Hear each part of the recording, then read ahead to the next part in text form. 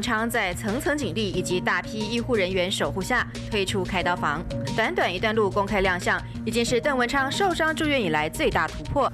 1997年1月7日，就伫前一年11月发生时任通园县长刘邦友的命案当中唯一救活的人。当时通县议员郑文昌经过头骨手术，头一摆出现伫镜头。 也就是说，他还是会有严重的失语症。医生讲，郑文昌的伤情严重，语言能力恐惊无法度完全恢复。玛丽皇后2号蓄势待发，即将前往纽约。2004年1月7日，当时世界上大邮轮玛丽皇后2号伫英国落水。